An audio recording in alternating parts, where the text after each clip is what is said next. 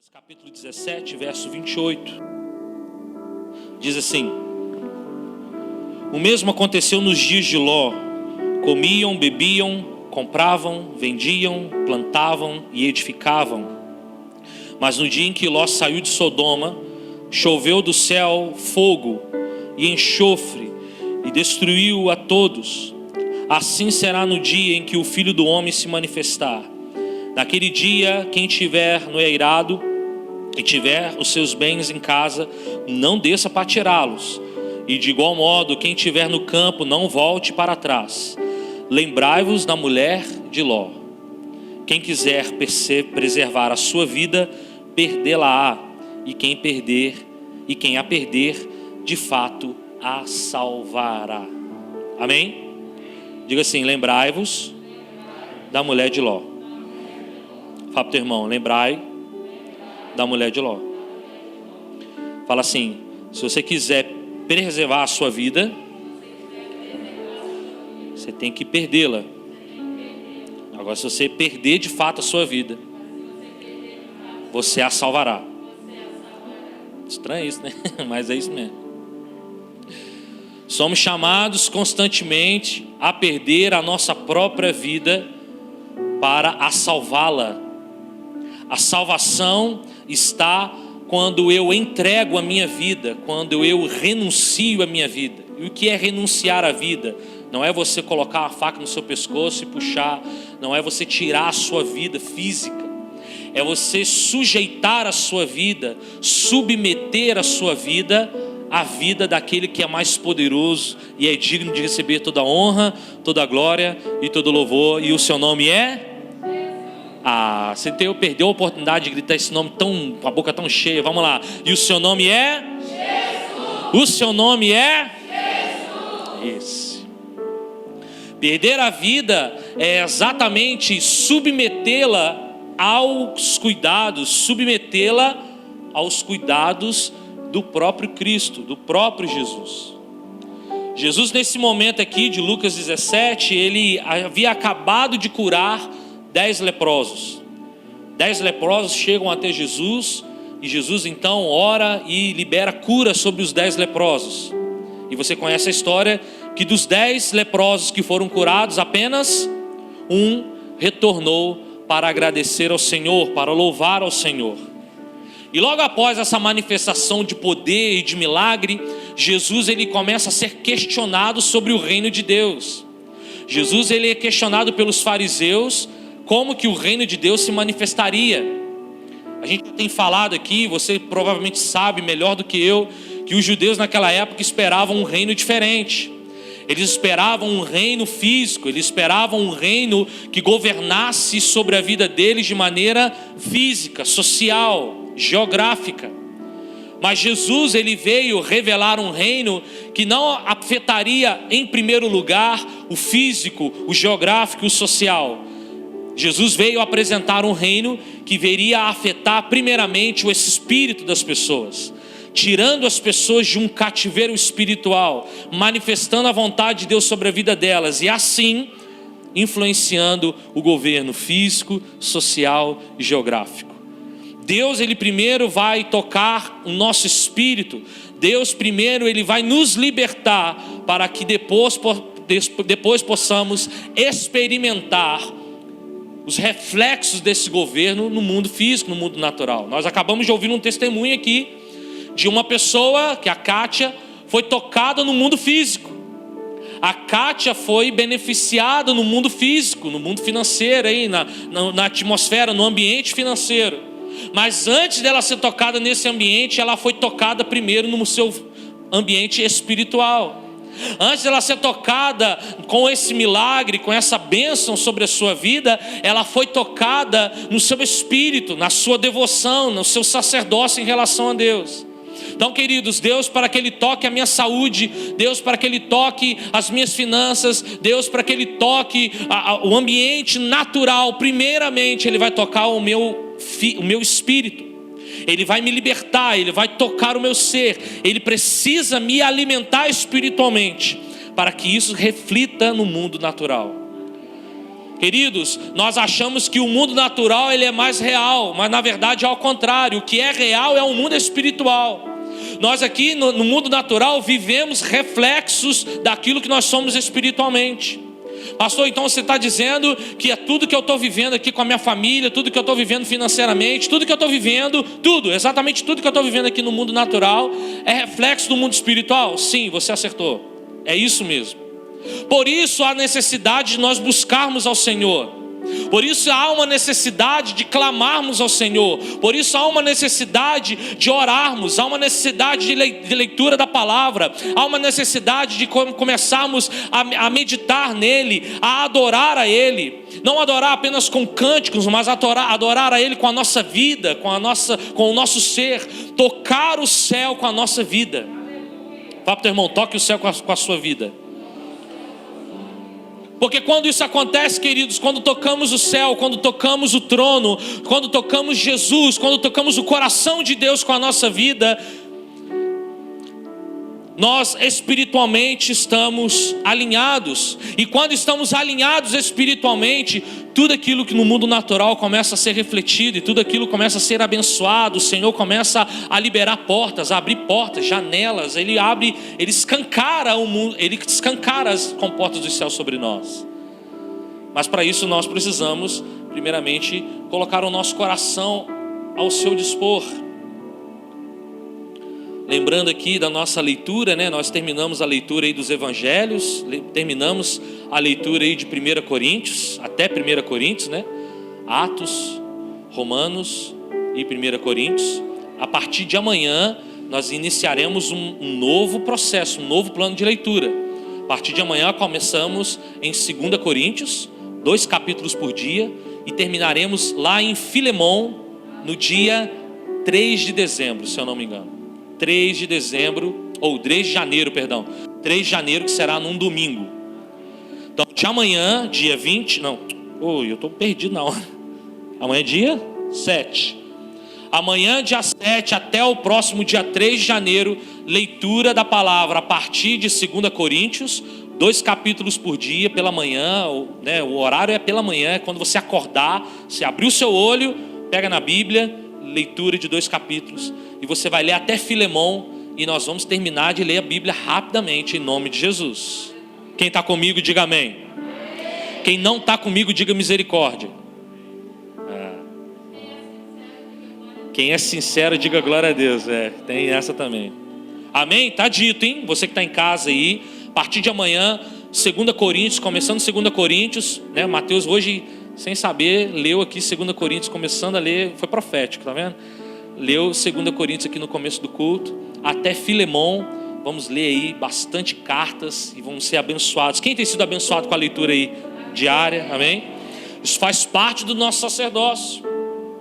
É exatamente isso que Deus requer de nós, porque à medida que nós enchemos uma medida no nosso sacerdócio de oração, de jejum, leitura da palavra, meditação na palavra, adoração em todos os âmbitos, em todos os sentidos, adoração com a nossa oferta, adoração com o nosso alimento, adoração com o nosso tempo, adoração com cânticos, adoração com dança. Quem gosta de dançar aqui?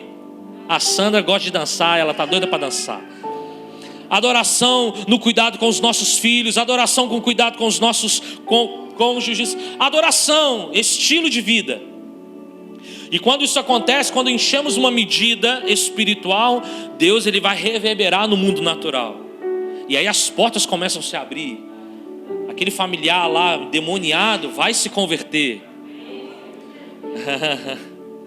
Tem gente sapateando, aleluia.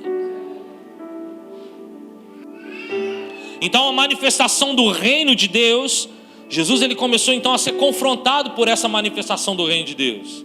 E Jesus então diz para eles 2 tipos de manifestação do reino de Deus. O primeiro tipo de manifestação do reino de Deus está em Lucas 17, 21.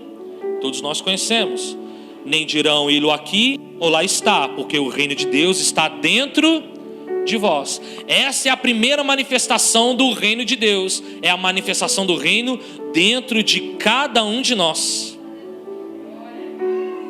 Vou repetir para você dar glória a Deus bem forte, porque o reino de Deus está dentro de você. A primeira manifestação do reino de Deus que Jesus aqui ensina àqueles que estão interrogando é a manifestação do reino que habita dentro de nós. Um reino que habita dentro de nós, está dentro de nós. Por isso que mais importante para Deus é o seu interior. Por isso mais importante para Deus é o seu coração, é a sua vida. Porque é a primeira coisa que Jesus fala para os fariseus ali.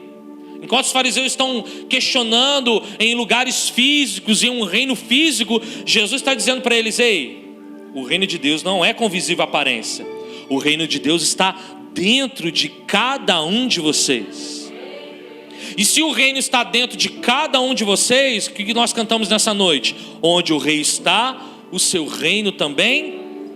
Se você tem o reino de Deus, é porque no teu coração tem um trono, e neste trono está assentado o Yeshua HaMashiach, Jesus Cristo, o Messias, assentado no centro do seu coração. Essa é a manifestação do reino para aqueles fariseus. E aí Jesus continua. Jesus ele começa então a conversar com esses homens, e mais à frente ele fala da segunda manifestação do reino, que está a partir do versículo 22. A partir do versículo 22, ele se dirige para os seus discípulos e começa a dizer uma segunda manifestação do reino. A seguir dirigiu-se aos seus discípulos: virá o tempo em que desejareis ver um dos dias do Filho do Homem, e não o vereis. E vós dirão: ele aqui ou lá está. Não vades nem os sigais, porque assim como o relâmpago fuzilando brilha uma a outra extremidade do céu, assim será no dia o Filho do Homem. Mas importa que primeiro ele padeça muitas coisas e seja rejeitado por essa geração. Assim como foi nos dias de Noé, será também nos dias do Filho do Homem. Comiam, bebiam, casavam-se e davam-se casamento, até o dia em que Noé entrou na arca, veio o dilúvio e destruiu a todos. 28.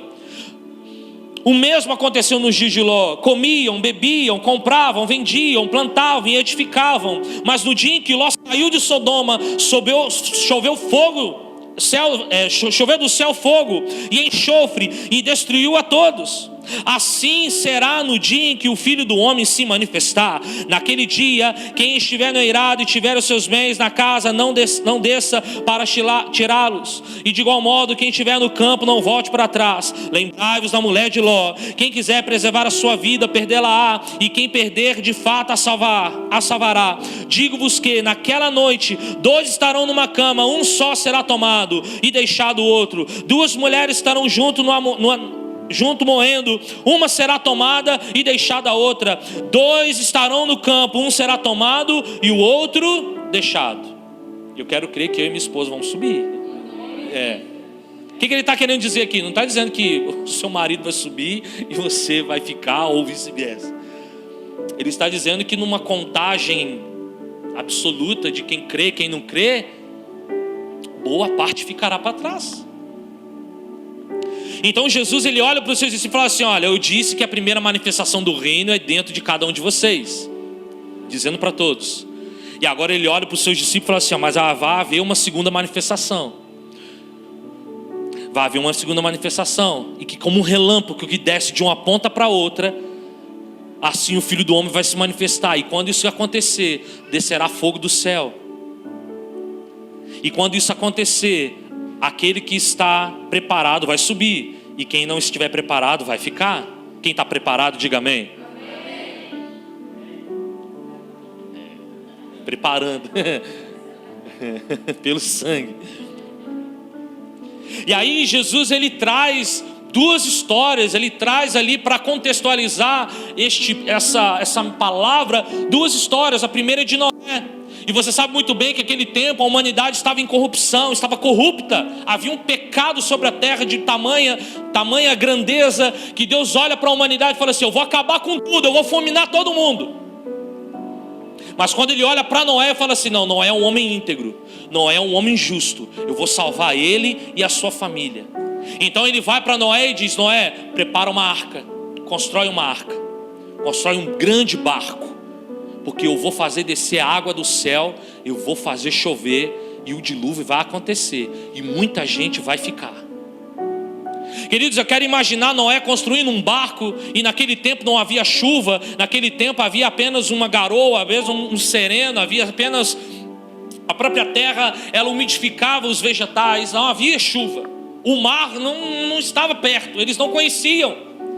E de repente Noé então recebe ali todas as medidas, olha, constrói dessa forma, põe janela para cima e constrói desse jeito. E Noé começa a construir. Eu quero imaginar aquele povo, quando passava perto de Noé, e Noé construindo ali com a sua família, provavelmente com a sua família, construindo aquele grande barco, aquela grande arca, e as pessoas zombando de Noé, as pessoas zombando dele: ei, seu velho, você está ficando caduco, para que você está construindo esse trem tão grande aí? Esse trem fica por conta dos mineiros, né? Esse barco tão grande aí, você está doido? Como que as águas vão encher esse lugar aqui ao ponto de esse barco ficar sobre as... É impossível. Mas Noé sabia, ele conhecia aquele que havia falado com ele. Noé tinha intimidade, Noé era assim, justo. E ele sabia que se Deus prometeu, ele iria cumprir.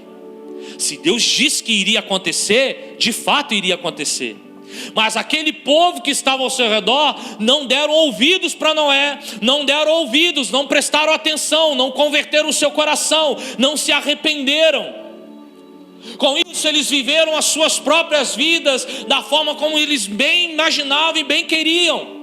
Continuavam a casar, a dar-se em casamento, continuavam a embebedar-se, continuavam num tempo de pecaminosidade, até que um dia começou a descer chuva. E, irmãos, para descer chuva, para encher toda a terra com água, deveria ser uma baita de uma chuva. E a Bíblia fala que chove 40 dias e 40 noites. As águas aumentam-se os seus níveis. E quem está dentro do barco, dentro daquela arca, os animais, a sua família, é completamente salvo. À vista que as pessoas que ficaram ao redor, duvidando de Noé, agora tinham que contemplar com os seus olhos o julgamento de Deus sobre a terra. Irmãos, a gente vê em desenho, vê em filme, né? Uma imagem só do barco, sobre as águas, e tudo assim, né? Água e água. Não queria assustar você não, mas você imagina o tanto de gente morta do lado de fora do barco, boiando sobre as águas. Pessoas que provavelmente estavam nas suas portas: abram isso, abra por favor, nós estamos nos afogando. Visualiza na sua mente essa imagem trágica de milhares e milhares de pessoas mortas fora daquele barco. Jesus compara a vinda do Filho do Homem com esse dia. Aí ele chama uma outra história, a história de Ló. Ló, quando ele briga com Abraão, Ló então escolhe descer para o vale, ele escolhe descer para a cidade de Sodoma e Gomorra.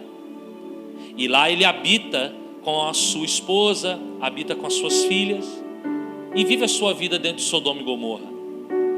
Porém, Sodoma e Gomorra, da mesma forma que a humanidade já havia se perdido no tempo de Noé, também estava se perdendo.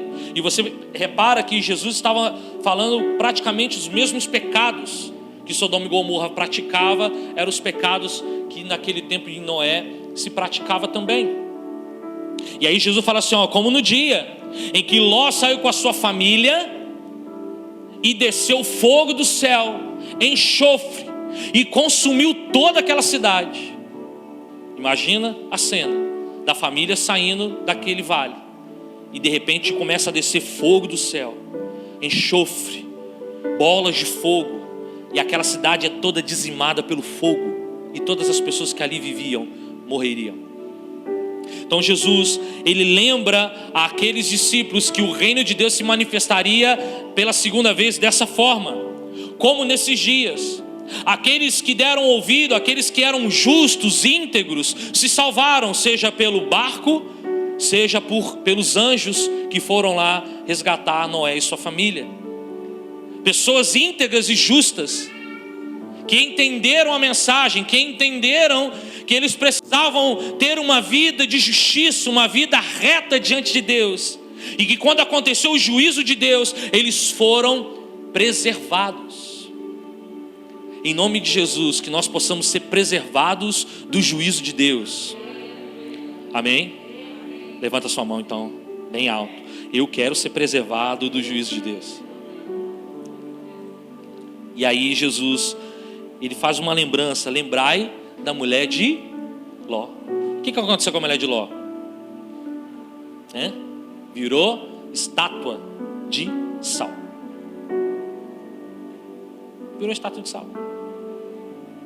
Havia uma ordem. Os anjos que foram ali resgatar Ló e sua família disseram para eles: olha, eu vou tirar vocês. Eles agarraram na mão deles, porque eles deveriam estar pensando na morte da bezerra devagarzinho, enquanto o fogo estava descendo.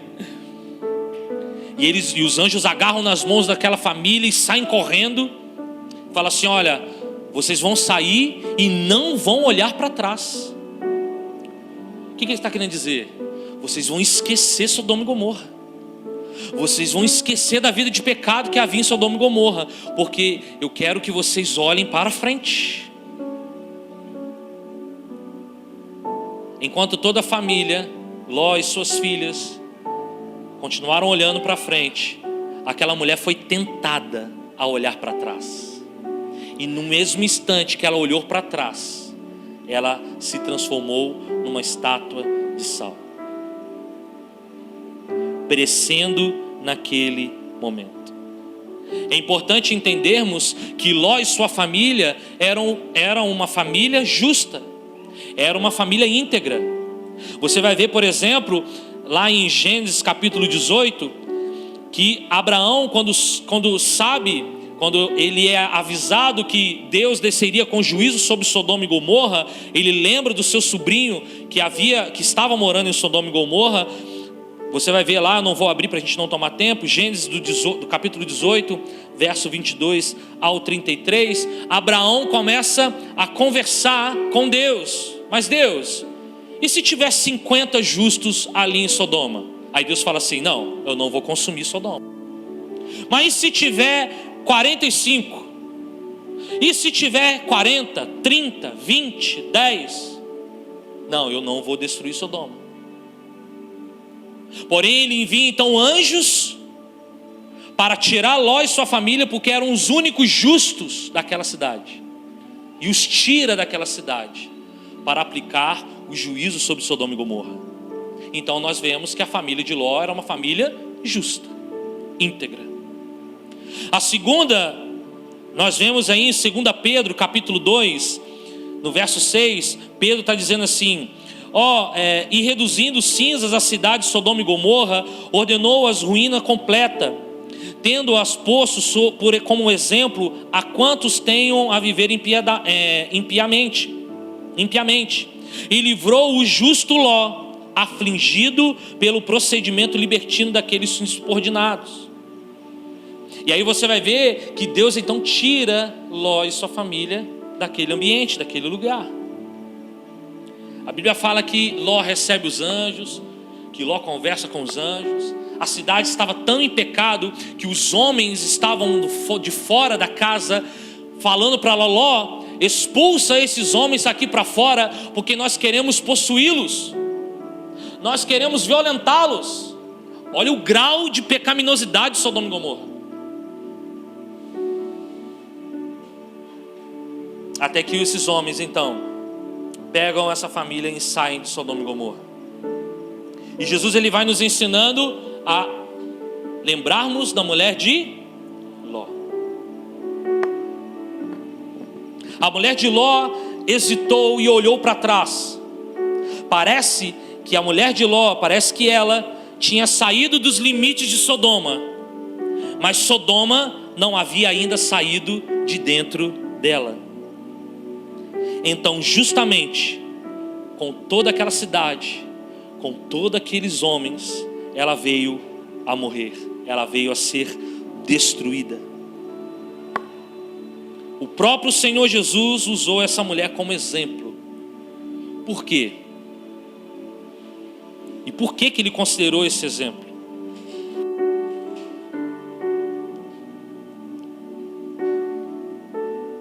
Porque a mulher de Ló, mesmo tendo o seu marido como homem justo, um homem íntegro, mesmo ela entendendo que aquele momento era um momento de juízo sobre Sodoma, ela não conseguiu sair de Sodoma. É como o povo do Egito que foi liberto da escravidão, levado para o deserto para herdar a terra prometida, para herdar a Canaã. Porém, o Egito não havia saído de dentro deles. E eles a todo tempo, a todo custo, julgavam e murmuravam e reclamavam. Por que eles estavam no deserto? Por que eles não comiam direito? Por que eles não bebiam água? Por que eles não comiam carne? E babará, e bababá, e bababá. Eles não compreendiam que eles estavam escravos 430 anos aproximadamente, e que eles estavam tendo a oportunidade de serem livres de uma vida totalmente pecaminosa e viver uma vida completamente guiada pelo princípio do reino, guiada pela presença de Deus. Deus, quando caminha com eles no deserto e desenha para eles um tabernáculo, quando desenha para eles uma nuvem, quando está ali representado pela nuvem durante o dia para atenuar o calor do sol, quando está também na coluna de fogo à noite, Deus estava compreendendo, estava ensinando para aquele povo que o tempo de escravidão havia passado, que agora quem o estava guiando aquele povo no deserto e guiaria dali para frente seria o Rei dos Reis, Senhor dos Senhores. Não seria mais um governo humano, não seria mais uma tirania humana, e sim um rei de paz e de justiça. E da mesma forma esse povo não entendeu. Eles queriam ser governados por um tirano. Eles estavam com saudades do Egito. A mulher de Ló podia entender que naquele momento ela estava sendo liberta de uma cidade que estava num alto grau de pecaminosidade. Porém, no meio do caminho ela sentiu saudade de Sodoma. No meio do caminho, talvez ela lembrou da vizinha do lado, que ela apanhava açúcar de vez em quando. Talvez ela lembrou do vizinho da frente, que pedia para mexer na internet, para consertar lá os cabos, e o vizinho ia lá, ajudava ela. Ela lembrou dessas pessoas, provavelmente. Ela lembrou que no fim da tarde ela sentava na calçada e ficava ali fofocando com os vizinhos, trocando ideia, falando do marido, falando dos filhos. Ela lembrou de Sodoma. Ela havia saído de Sodoma, mas Sodoma não havia saído de dentro dela. E Jesus está falando assim: lembrai da mulher de Jó, de Ló. De Jó não. Lembra dela também, porque ela também é bem esquisita. Lembrai da mulher de Ló. O que Jesus está dizendo? Lembre que essa mulher teve a oportunidade de ser liberta, teve a oportunidade de experimentar um governo sobre a vida dela que ela nunca havia experimentado sobre a sua vida, mas que ela preferiu lembrar de Sodoma. Ela preferiu olhar para trás. Ela preferiu olhar com uma certa saudosismo, com uma certa preocupação para Sodoma. E Jesus, quando está dizendo isso, fala assim: olha, o Filho do Homem vai vir, e como um relâmpago ele vai brilhar. E aqueles que estiverem preocupados com Sodoma, aqueles que estiverem preocupados com a terra, aqueles que estiverem preocupados com o trabalho, com os bens, aqueles que estiverem preocupados com o seu status aqui na terra, esses vão virar estátua de sal. Porém, se você não olhar para trás, você se tornará um cidadão do céu, uma cidadã do céu. Jesus está nos ensinando isso nessa noite. A gente precisa considerar esse aviso, queridos. Primeiro, porque Jesus ele não está citando pessoas de alto gabarito, por exemplo. Lembrai-vos de Abraão. Ele poderia falar isso. Lembrai-vos de Noé. Lembrai-vos de Davi. Mas ele fala: lembrai-vos da mulher de Ló.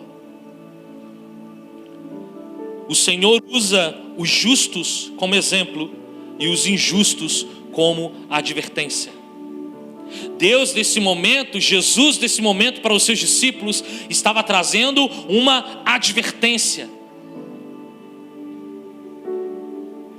Filhos, eu quero trazer uma advertência para vocês. Lembrai-vos da mulher de Ló, porque como uma mulher injusta pode ficar sem o reino de Deus. Eu gostaria que vocês lembrassem disso nas palavras de Jesus. Nós temos que entender que porque Jesus estava considerando isso, era o próprio Jesus ensinando isso.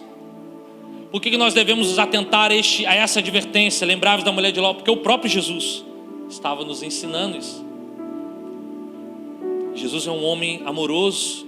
Jesus, ele é misericordioso, ele é gracioso. Nós temos estudado aqui e temos visto que Deus, ele é um Deus misericordioso, bondoso, que é onipotente, onisciente, onipresente. Ele é um Deus que cria caminhos, ele é um Deus que cria escapes, ele é um Deus que dá sinais, mas ele jamais vai intervir nas suas decisões, porque as decisões dependem de nós. Ele jamais vai te encurralar na parede e falar assim: toma essa decisão porque você vai se dar bem. Não. Ele vai trazer sinais, ele vai te avisar, ele já te avisou. Ele já te avisou. Ele tem te avisado dia após dia, tem levantado homens e mulheres de Deus para pregar para você, para trazer uma palavra de conselho, de direção para a sua vida. Ele já está te avisando, ele já está nos avisando, ele já está nos lembrando todos os dias: olha, o Filho do Homem vai se manifestar. Se você estiver olhando para trás, você vai ficar. Tem que olhar para frente, rumo a Canaã. Não olha para trás, não fica pensando o que você comia, não fica pensando como era bom no mundo, fica pensando agora como que a sua vida pode ser melhor daqui para frente. Não pense no que você tem que deixar para trás, pense naquilo que você vai conquistar nele. Não fique pensando: mas se eu abrir mão disso, como é que vai ser? Não pense nisso, pense naquilo que Deus vai te proporcionar, naquilo que Ele vai restituir sobre a sua vida. Deus é um Deus de restituição. Deus é um Deus que restitui, queridos. Você não vai ver na face da terra um justo passar necessidades. Você não vai ver sobre a terra um justo pagando. Não vai ver. Porque aqueles que são justos, aqueles que são íntegros em Deus, Deus, Ele restitui. Deus, Ele libera, Ele abre, Ele escancara as comportas dos céus sobre os justos. E a gente tem falado aqui que tudo vai depender da sua fome e da sua sede. Porque se você está com fome, você está com sede, você vai fazer o quê? Você vai comer e vai beber. Você não vai passar fome e achar legal passar fome. Quem gosta de passar fome aí? Eu nem a pau, meu filho. Nem a pau. Passar fome, não. Porque se eu estou com fome, eu quero comer. Se eu estou com sede, eu quero. E aí Jesus vai nos ensinar: bem-aventurados que têm fome e sede de quê? Justiça. Não é a justiça humana, é a justiça de Deus. É ser um homem e uma mulher justa. E o que te faz ser justo? O sangue. Você por si só não pode ser considerado justo, que nós somos injustos, nós somos pecadores. Na verdade, o que nós merecíamos de fato seria o inferno. Mas porque Jesus morreu numa cruz, derramou seu sangue lá, Ele se fez justiça nossa. Ele é a nossa justiça, Ele nos justifica. Ele nos justifica. Cuidado. Essa mulher, ela teve vários privilégios, querido. A mulher de Ló ela teve vários privilégios. Você imagina você caminhar com Abraão?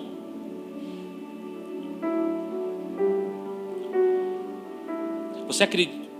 Você imagina você poder ser da família de Abraão, próximo assim, um homem, o pai da fé, um homem que Deus apontou o dedo e falou assim: você será pai de multidões. A bênção estava sobre a vida dele. Você imagina você caminhar com um homem desse? Essa mulher caminhava com Abraão, nada mais, nada menos do que o pai da fé. Essa mulher tinha um marido que era íntegro, que era justo, sobrinho de Abraão. Essa mulher via com certeza Abraão e o seu sobrinho orando, buscando a Deus, tendo experiências com Deus, conversando sobre a fé, conversando sobre a criação, conversando sobre o Deus de Israel. Essa mulher estava ali ao redor daquele homem, absorvendo, ouvindo tudo aquilo. É impossível essa mulher que estava junto com esses homens não poder ter visto esses homens orando, buscando. É impossível essa mulher estar com esses homens e não conhecer o Deus que esses homens serviam. Era impossível, porque essa mulher estava perto, estava junto com aqueles homens. Para aqueles homens não era uma religião formal, que você pega a Bíblia debaixo do braço e vem para a igreja. Ai, minha religião é evangélica, eu sou evangélico, evangeliquez. Para eles não era uma religião, para eles não era uma denominação, para eles era um relacionamento com o Criador, era um relacionamento de santidade, era um relacionamento a ponto de Abraão ouvir Deus. Você acha que essa mulher não experimentou um desses feitos, um desses momentos em que Deus falou com Abraão? Você acha que ela talvez não ouviu Deus falando com Abraão? Essa mulher teve vários privilégios, queridos. Você acha que quando Abraão não ouviu de Deus as promessas, ela não estava dentro da tenda ouvindo tudo que Deus estava falando com ele? Você acha que quando ele entrou dentro da tenda, ele não disse: olha, povo, Deus me fez uma promessa? Essa mulher estava experimentando vários privilégios. Ela tinha vários privilégios. Mas, queridos, mesmo com tanto de privilégio espiritual que aquela mulher teve, mesmo com tudo que ela pôde ouvir, contemplar com seus olhos, ouvir com seus ouvidos, isso não a fez uma mulher temente a Deus. Isso não a fez uma mulher que guardasse as palavras de Deus.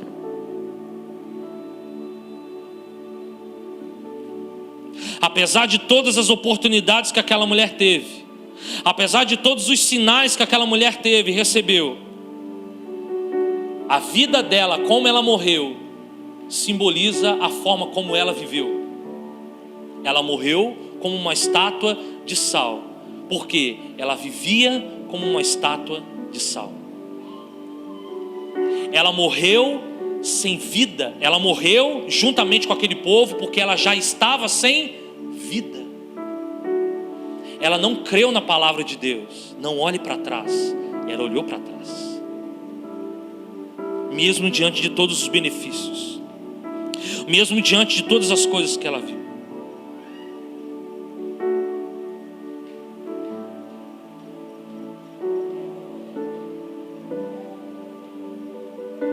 Amém ou não amém? Mesmo com todos os privilégios, ela não pôde ser salva naquele dia. Eu quero dizer algo para nós nessa noite. Mesmo com todos os privilégios que nós temos, esses privilégios não nos salvarão. Vou repetir.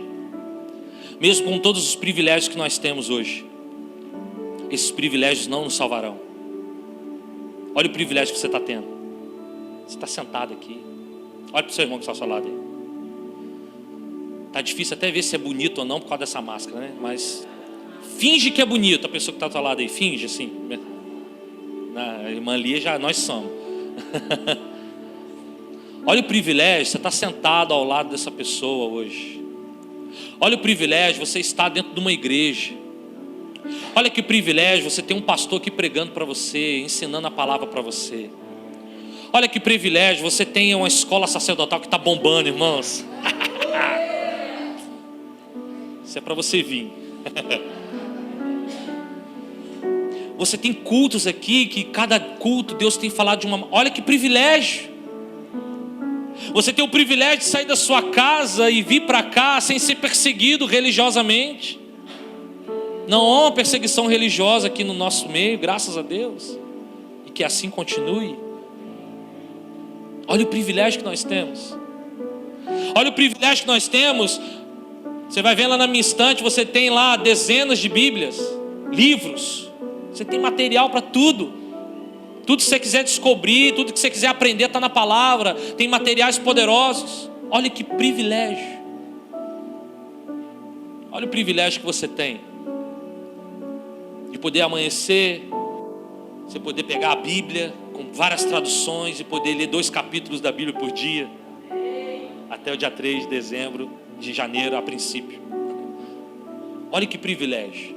Mas esses privilégios não nos salvam, porque a única coisa que nos salva é o nosso coração escancarado, rasgado, arrependido, quebrantado diante da cruz. Quando Jesus falara que a primeira manifestação do reino de Deus era dentro de nós, Ele estava falando exatamente isso.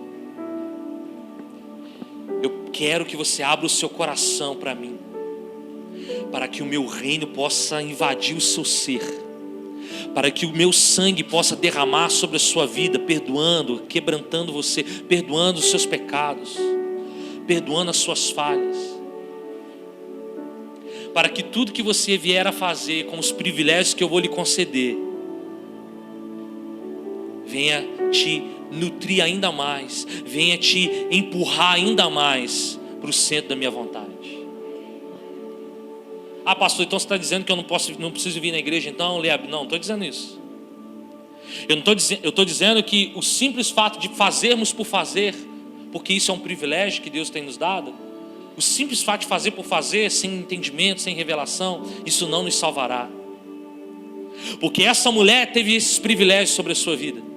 Essa mulher caminhava com Abraão, mas mesmo tendo esse privilégio de ouvir constantemente a palavra, de ouvir constantemente o conserto, a aliança de Deus com Abraão e com as pessoas que estavam ao seu redor, mesmo tendo um marido justo, íntegro dentro da sua casa, isso não a salvou, porque o coração dela não estava em Deus, não estava naquilo que ela estava ouvindo, não estava naquilo que ela estava sendo ensinada. O coração dela estava na terra, estava em Sodoma, estava no mundo,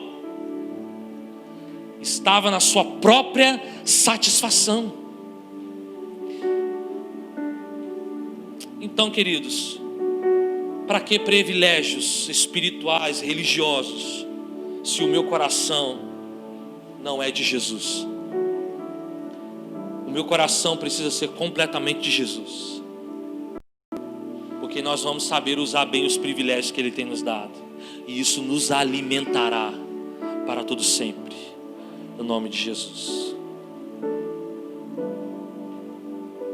Você olha Geazi, que caminhava com Eliseu, cara, o homem que recebeu a capa de Elias. Ele tinha unção dobrada, uma porção dobrada do espírito de Elias sobre a vida dele. Eliseu era o cara, o profeta. Geazi era o moço do Eliseu, o cara que caminhava do lado, carregava a Bíblia de Eliseu, carregava o notebook de Eliseu. Geazi dirigia os carros de Eliseu. Geazi é aquele que ia lá no hamburgueria e comprava hambúrguer para Eliseu. Fica a dica. Dava lá. Geazi era o homem que caminhava com Eliseu lado a lado. Você imagina o tanto que Geazi ouviu, o tanto de ensinamentos, o tanto de princípios que Geazi ouviu ao longo da sua vida, ao longo da sua caminhada com Eliseu. Aí chega um determinado momento fatídico, e isso está em 2 Reis, capítulo 5, a partir do verso 16. Eu não vou abrir para você, depois você lê em sua casa. Quando Naamã chega para Eliseu, porque ele havia recebido uma direção de uma jovem lá em sua terra, para procurar Eliseu para que Naamã pudesse ser curado da lepra. Eliseu então manda ele mergulhar 7 vezes no Rio Jordão. Quem lembra dessa história? Quem sabe? Amém? Naamã mergulha 7 vezes, sai na 7ª vez curado, sem lepra, sem nada. E quando ele chega para Eliseu, fala assim: eu quero te honrar, eu quero te dar riquezas. Eu não tenho que... A única coisa que eu posso te dar é prata, ouro. Me fala o seu preço, em outras palavras. Eliseu disse: não quero nada que venha do seu reino. Não quero nada. Pode ir embora. E enquanto Naamã estava indo, o que Geazi fez? Correu atrás de Naamã. E Geazi foi pego na mentira. Naamã, meu senhor mudou de ideia. Mentira. Ele reviu lá e ele vai receber os seus presentes. E Geazi então recebe aqueles presentes. E Eliseu fica sabendo. E amaldiçoa Geazi com a lepra que brota na sua testa. A mesma lepra que estava cometida em Naamã, acometeu Geazi e toda a sua descendência. Geazi, um homem que caminhava com Eliseu, que ouviu tudo que Eliseu tinha para ensinar, mas que no seu coração os ensinamentos não aprofundaram, os ensinamentos não criaram raízes, os ensinamentos não mudaram o coração de Geazi da maneira como deveria ser mudado. Um homem de privilégios, mas que não soube aproveitar os privilégios que ele teve. Que não falar de Judas. Caminhou com Jesus, com todos os discípulos. Todos os ensinamentos que Jesus ministrava aos seus discípulos, Judas estava lá no meio, recebendo os mesmos ensinamentos dos seus discípulos. Os mesmos.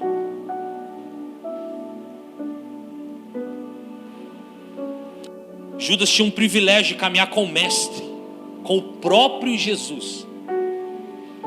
Mas tudo que ele ouviu de Jesus, nada daquilo surtiu efeito em seu coração, na sua essência. Porque no final de tudo, ele ainda vende o Mestre por 30 moedas de prata. Para que privilégios? Se esses privilégios não mudam o meu coração, não mudam o meu interior, não converte o meu coração ao coração de Deus. Sabe qual é a diferença entre Pedro e Judas? Pedro lá negou Jesus, lembra? 3 vezes. Não conheci homem não. A diferença é que Pedro, com o coração quebrantado, ele se expõe para Jesus quando Jesus volta dos mortos, ressurreto, e procura os seus discípulos.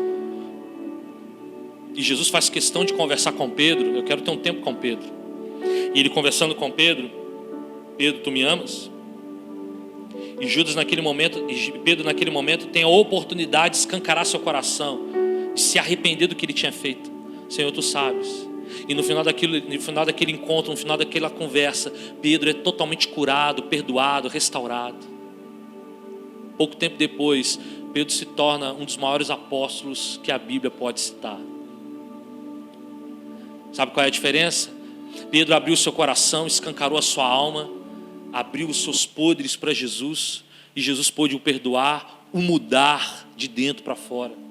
Enquanto Judas, movido por remorso, foi devolver as moedas para os religiosos.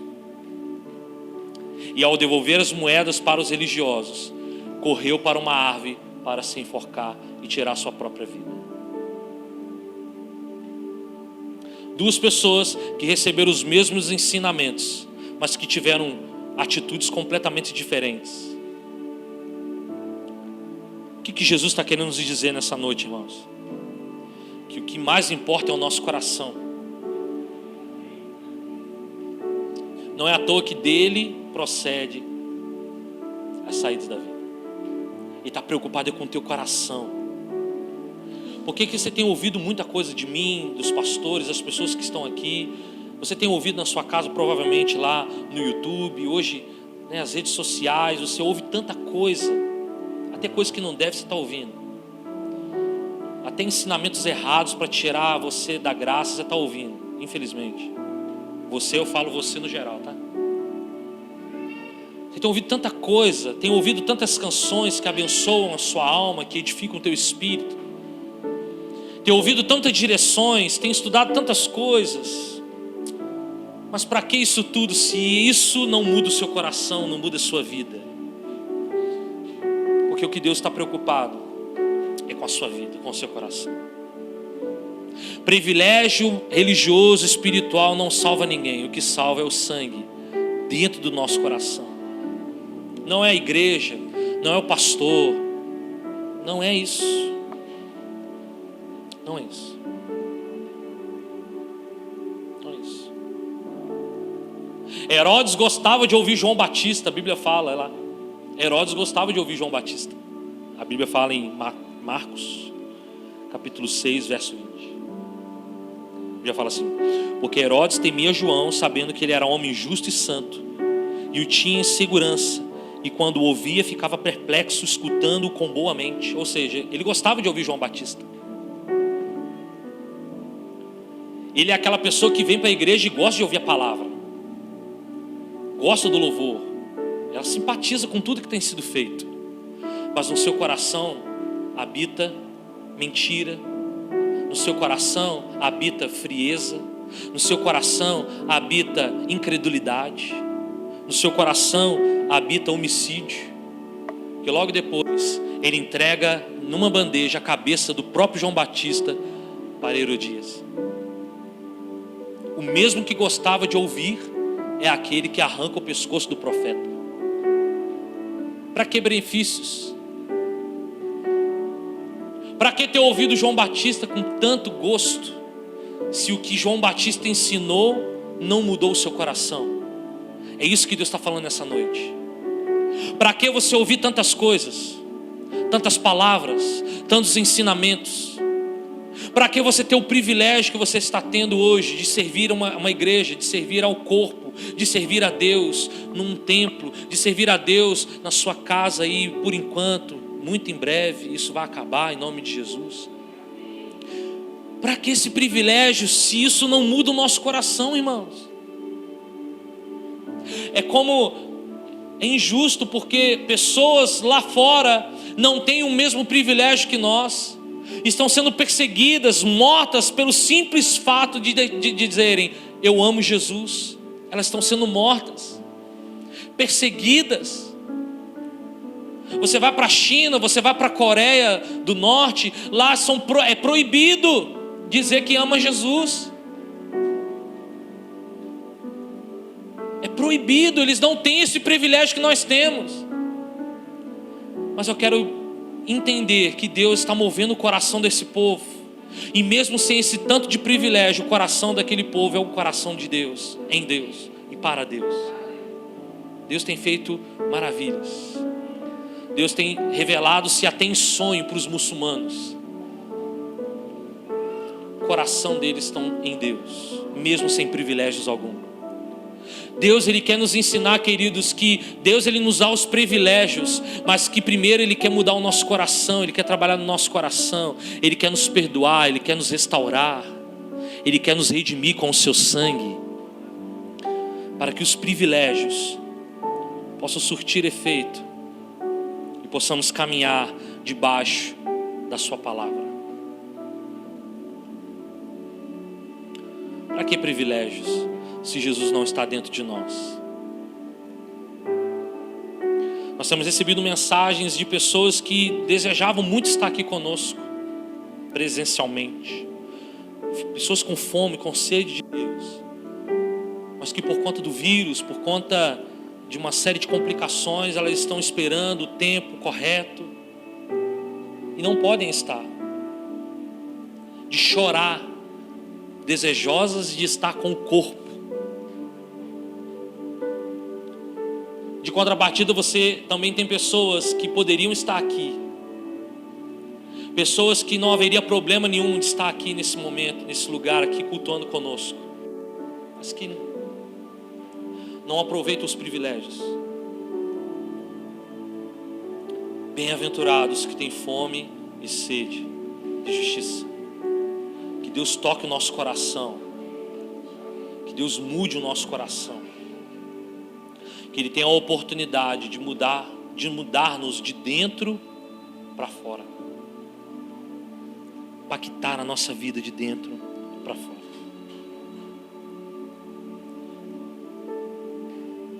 Quando nós olhamos para Pedro e Judas, nós vemos que Pedro, ele conseguiu absorver tudo que Jesus ensinou. E você vai ver ao longo da Bíblia, ao longo do Evangelho, que Pedro era o cri-cri, era aquele que perguntava, era aquele que questionava, era aquele que era doido. Mas foi esse que absorveu tudo que Jesus havia ensinado para ele.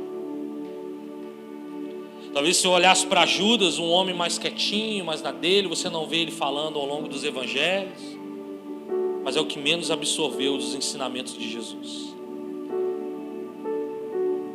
Nossa oração nessa noite, queridos, é que a gente seja modelo, não seja advertência. Que Deus não venha olhar para a nossa próxima geração e lembrai da Zumara, lembrai da Neuzélia. Que Deus não venha falar para a próxima geração, cuidado, lembrai da Josiane.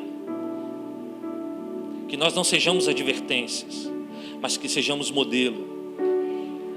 Que Jesus venha olhar para as nossas gerações e dizer assim: lembra do seu papai, lembra da sua mamãe. Eles serviram-me com um coração íntegro. Sirva vocês também. Seja modelo para a sua casa. Seja modelo para as pessoas que estão te olhando, te observando. Deixa Deus mudar seu coração. Deixa Deus mudar sua alma. Ele não morreu numa cruz, vertendo o seu sangue naquele lugar para que você tenha privilégios. Não.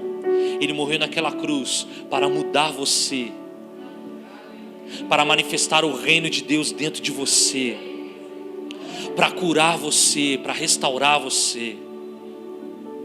Que essa seja a nossa oração nessa noite. Vamos orar. Feche seus olhos.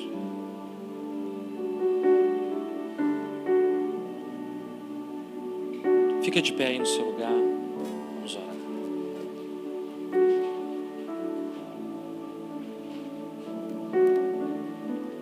Fica de pé no seu lugar.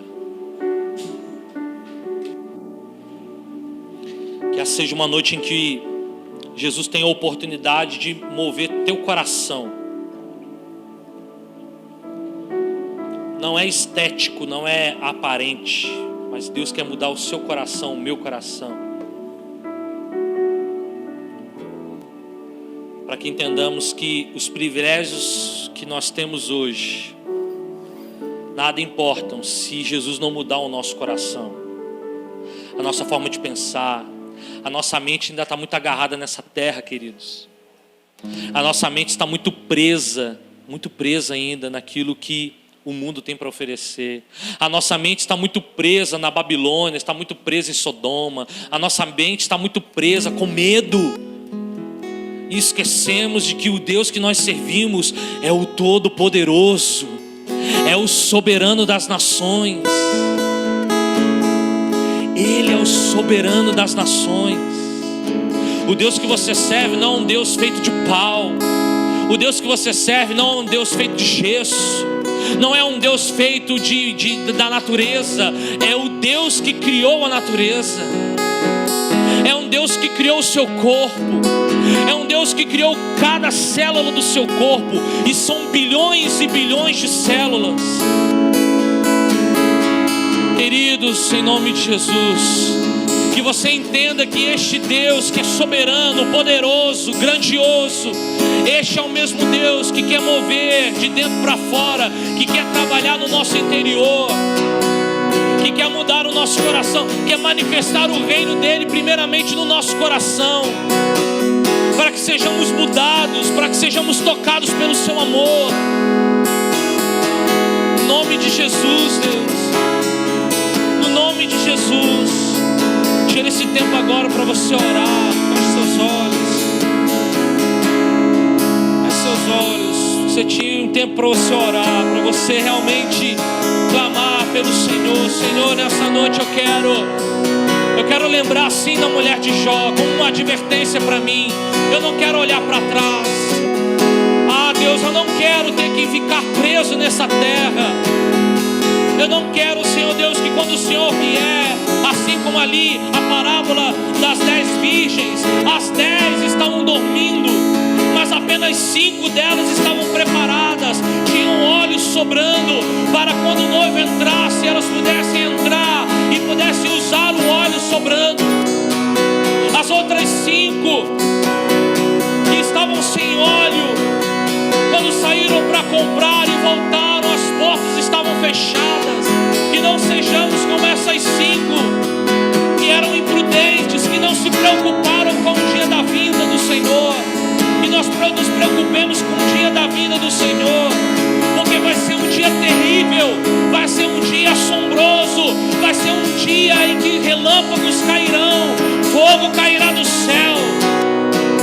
Mas aqueles que experimentarão a eternidade com o Senhor, aqueles que forem resgatados com o Senhor, experimentarão das grandezas do reino de Deus, porque estão preparados, estão com seus corações no Senhor, não olharam para trás, não vão olhar para a família, não vão olhar para o trabalho, não vão olhar para os bens que têm, não vão olhar para a terra, vão olhar para o céu, vão olhar para aquele que é o autor e consumador da nossa salvação.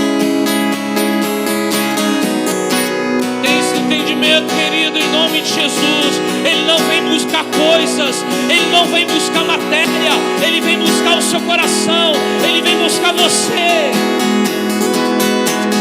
Ele não vai vir buscar coisas, ele vai vir buscar você.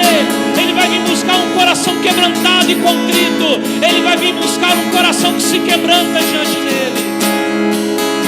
Oh, em nome de Jesus, Deus, vem sobre nós, Espírito Santo. Vem com o peso da tua presença sobre nós.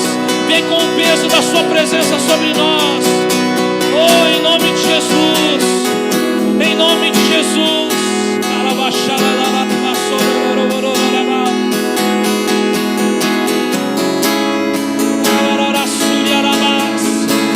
Em nome de Jesus. Eis-nos aqui diante da sua presença. Eis-nos aqui diante do Senhor, ó Pai, porque nós queremos entender, ó Pai, queremos ser transformados. Oh,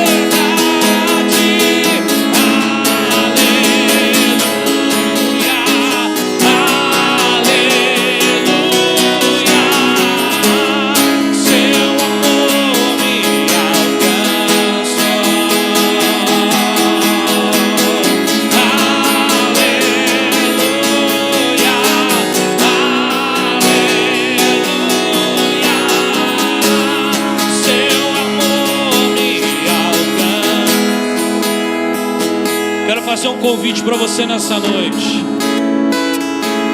Se você sente a necessidade de reafirmar a sua aliança com o Senhor, entendendo que o seu coração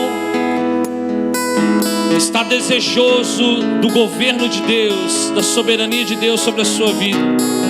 Você entendeu nessa noite que você precisa mais dele do que os benefícios, que você precisa mais dele do que tudo aquilo que você tem feito, que você precisa muito mais de um impacto no teu espírito, no seu coração, do que aquilo que você tem feito com a sua vida, aquilo que você tem feito. Se você entende isso, em nome de Jesus, eu gostaria que você viesse aqui à frente e a gente orar juntos. Se você entende que dentro do seu coração você precisa entregá-lo completamente ao Senhor. Como eu disse, estamos cercados por benefícios, estamos cercados por tantos benefícios, e às vezes o nosso coração não está plenamente em Deus. Venha com seus olhos fechados para cá, renda o seu coração para Ele, deixa o amor de Deus tocar você, deixa o amor de Deus tocar você. Entenda que os benefícios, que aquilo que você tem de oportunidade, isso precisa te levar para Deus.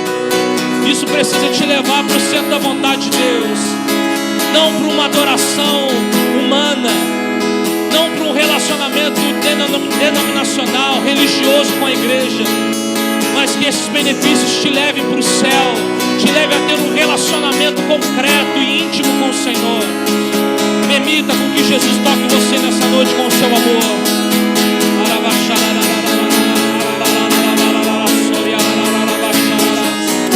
Derrama do teu sangue sobre nós nessa noite. Derrama do teu sangue sobre nós nessa noite, Deus.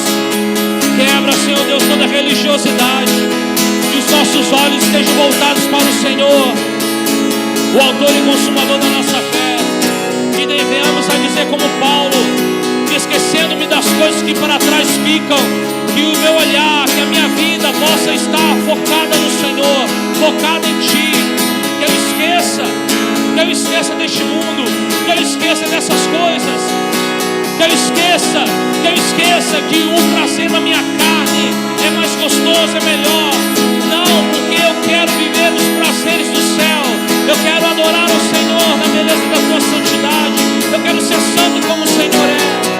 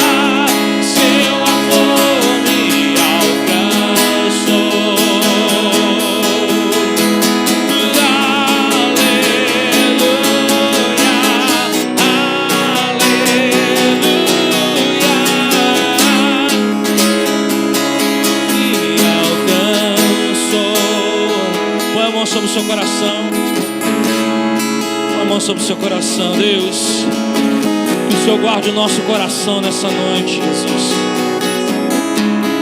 Senhor, que o seu reino venha manifestar primeiro no meu coração, na minha vida. Guarda o meu coração, Jesus, do Senhor, para eu não pecar contra ti, Jesus. Que quando o Senhor me der uma palavra, Jesus, quando o Senhor me ensinar algo, quando alguns princípios do Senhor foram revelados para mim, eu possa guardar no meu coração, a fim de cumpri-los, a fim de obedecê-los, para que tudo isso que eu esteja experimentando, Senhor, eu possa desfrutar com o Senhor na eternidade. Para que se o Senhor vier hoje como este relâmpago que brilha, como no piscar de olhos, eu possa estar preparado e fundamentado na sua palavra, preparado e fundamentado na sua vontade, nos seus desígnios. Guarda o meu coração, Senhor, que eu não venha olhar para trás, que eu não venha olhar para trás, que eu venha olhar para o Senhor e crer que o Senhor tem algo melhor para mim. Que eu venha olhar para ti, Jesus, que o meu olhar não se desgrude do Senhor, que o meu coração seja cheio do Senhor, cheio da tua presença, cheio da sua presença, cheio da sua presença. Os seus pensamentos são todos preciosos, são todos preciosos.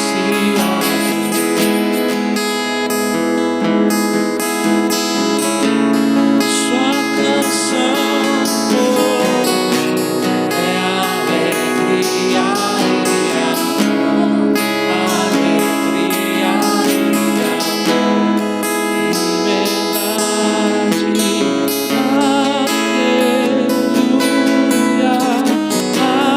aleluia, aleluia. Teu amor me alcançou.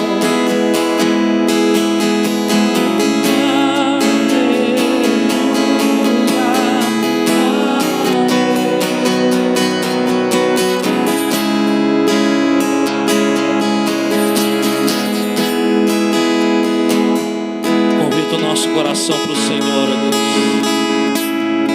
Que o seu amor converta o nosso coração ao Senhor, não ao homem, não à religião, não à religiosidade, mas ao Senhor. Possamos nos lembrar, Deus, que a mulher de Ló, quando olhou para trás com saudosismo, quando ela olhou para trás, ela se esqueceu do Senhor. Ao olhar para trás, ela se esqueceu da palavra liberada. Que nós possamos não nos esquecer da palavra liberada para o nosso coração. Possamos olhar para o Senhor, ó Deus. Em nome de Jesus. Vamos aplaudir ao Senhor.